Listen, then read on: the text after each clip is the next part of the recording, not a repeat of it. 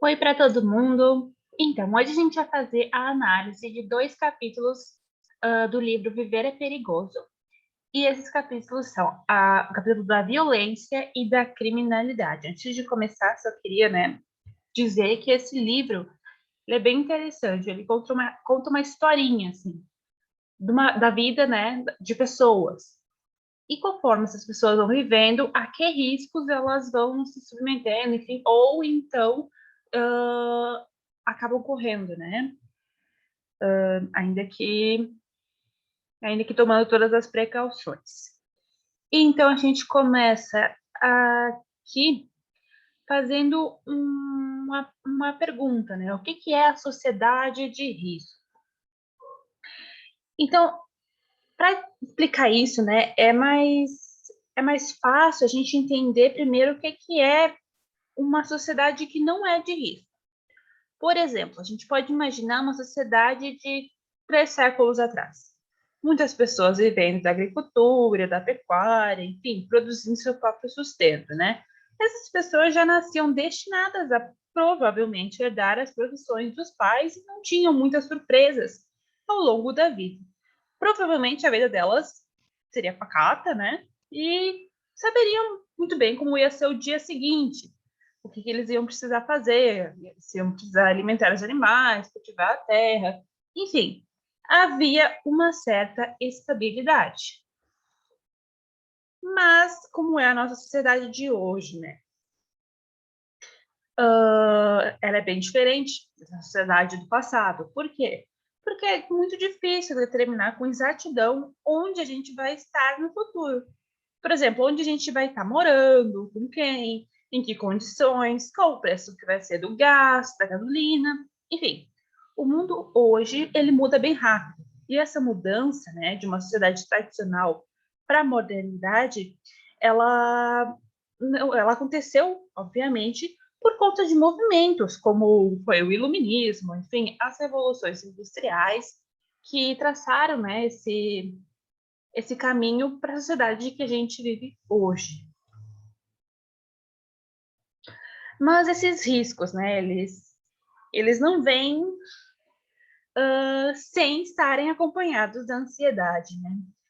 Então, esse constante não saber, ocasionado por tantas e tão complexas transformações, né, em movimento contínuo da sociedade, ele vai acabar gerando ansiedade. É uma doença da modernidade, né? Ao contrário das sociedades tradicionais, a família, a religião e os costumes, eles não são mais suficientes para responder tantas dúvidas novas que surgem. Na incerteza do que vai acontecer, então, avaliamos os riscos, né, com as ferramentas que a modernidade nos deu, que seria o quê? O conhecimento científico e as tecnologias. Mas mesmo essas ferramentas, elas não vão ser suficientes para satisfazer a instabilidade e a complexidade da sociedade de risco da pós-modernidade, né, que é o tempo atual, a pós-modernidade. Então, voltando aos capítulos, né, no capítulo da violência do livro Viver é Perigoso, os autores eles vão apresentar uma série de situações violentas, né, descrevendo uma paisagem caótica da nossa sociedade.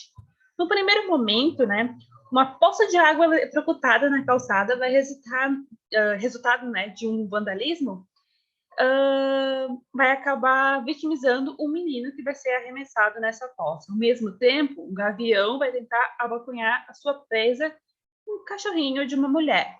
Não muito depois, uma briga de trânsito. Todos esses acontecimentos vão acontecendo ao mesmo tempo, enfim, de uma forma caótica. Narrados, né, depois desses acontecimentos desse capítulo, os autores vão começar um debate muito interessante. Na verdade, muitas das coisas violentas que mais temos medo que aconteçam tem pouca probabilidade de acontecer, né? Mas isso não nos acalma. Muito pelo contrário, pela violência ser tão chocante, ela salienta, né? Ela se salienta aos nossos olhos. Costumamos temer muito mais, por exemplo, casos de extrema violência, como crimes contra a vida, enfim, do que outros riscos que são muito mais prováveis e acontecem com mais frequência. E esse medo, ele vai gerar, consequentemente, a ansiedade. Agora eu vou reproduzir a leitura de um trechinho do livro que, que é bem importante, vocês podem acompanhar pelo slide que está na tela. Um tema de reflexão para todos é se essa desproporção entre as probabilidades de um desastre e o quanto somos ansiosos é uma prova de que somos paranoicos e irracionais. Se as informações deixam a desejar, ou as duas alternativas. Para o racionalista que diz, mas você não vê que essas coisas só acontecem muito raramente, outros terão uma resposta paradoxal. Sim, e é por isso que são tão alarmantes. Apesar de improváveis, então, a probabilidade de eventos de violência extrema acontecer nunca vai ser zero. E é justamente por isso que a violência ela é tão alarmante. Agora, passando, vamos mudar para o capítulo da criminalidade. Né? Nesse capítulo, os autores dão dois exemplos extremos. De uma pessoa que é muito precavida e uma pessoa que se acha invencível. Né? A primeira é uma mulher, a segunda é um homem.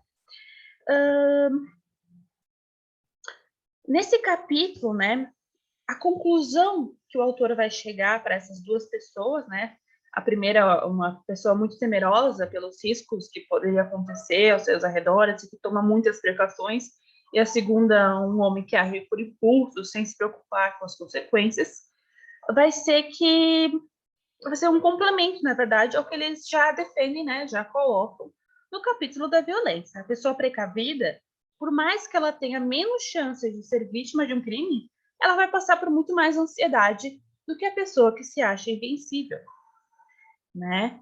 E isso nos traz o quê? Números não assustam tanto quanto histórias. Eventos dramáticos, né, eles vão distorcer o nosso senso de probabilidade. Apesar de a chance de acontecer um crime bárbaro, violento ou chocante ser baixa para determinada pessoa, isso não vai ser levado em conta, muitas vezes, pelas pessoas, né, por essa pessoa. As histórias, né, de crimes horríveis, por mais que não sejam tão comuns, elas marcam muito mais o nosso psicológico do que números, probabilidades. Por quê? Porque elas são mais fáceis de consumir, né? Dá-se uma cara, um rosto, uma personalidade para aquele crime. Então, enquanto que os números não impactam tão gravemente assim, essas histórias de pessoas reais, né, com personalidades reais, impactam muito mais. Um dos exemplos que os autores dão é que a gente não se preocupa tanto em saber, por exemplo, que as salsichas têm determinada porcentagem de chances de serem cancerígenas.